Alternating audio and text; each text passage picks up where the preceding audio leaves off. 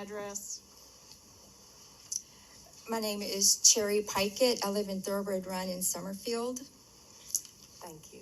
I am an RN, and I have grandchildren in the Guilford County schools. And I've been, for the past 20 months, been researching and reading everything that I could find on the COVID virus, the transmission, prevention, treatments, and the survival rates, which for ages 0 to 18, the survival rate is 99.999% per the CDC orders, as I'm sure that you all know that.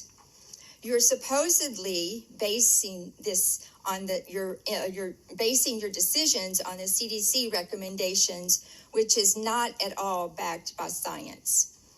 I've tried to understand your reasoning, and I must say it is angering that you have decided to place our kids in masks.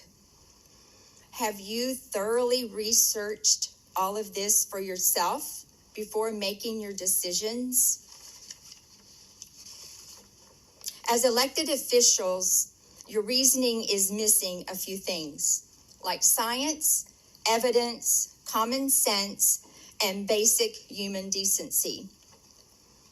You are not to be making medical decisions about masking, testing, or injecting our children.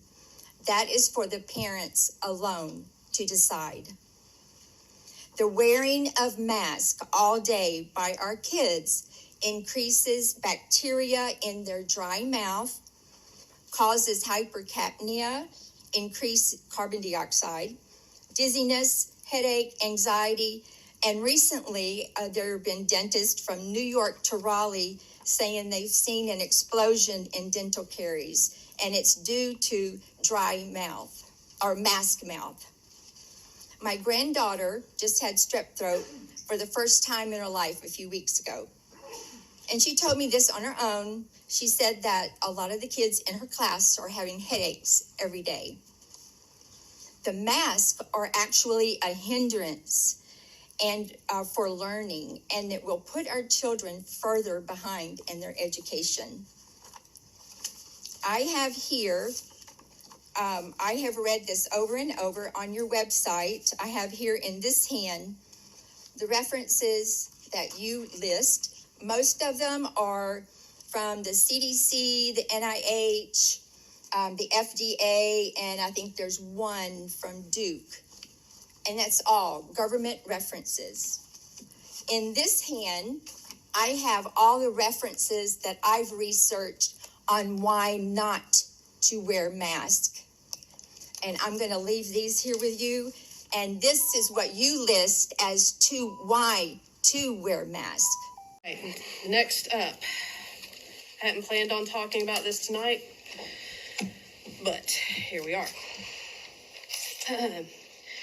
It's very disheartening for me to hear people talk about COVID and about the death rate and how it's only this much. COVID is 99% survivable. It is 99.99% survivable. It's only this. The problem with any of those numbers, when you look at them in that direction, is you're ignoring the fact that there are millions of children in the United States. There are millions of adults. And that 0.00 that dies from this illness is still hundreds and hundreds. For the adults, it's been hundreds of thousands because we are such a populous nation.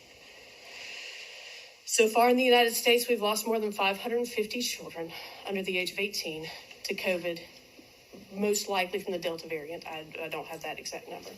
Florida and Texas lead those death counts.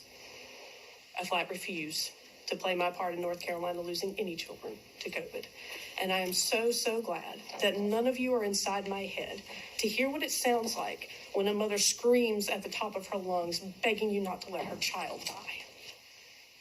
If something on their face saves even one of them, I will always, always do it.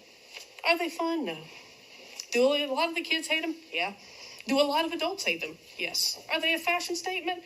No. And my teenager will be the first to tell you. But once again, it comes down to, especially in medicine, The argument of acceptable risk. Are there side effects from the masks? Sure. Are there side effects from the vaccine? Sure. Do they kill you? No.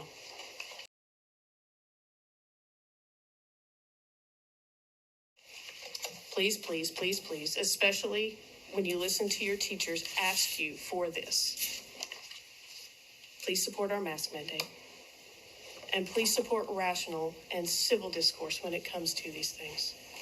Nobody's out to hurt children here. Thank you.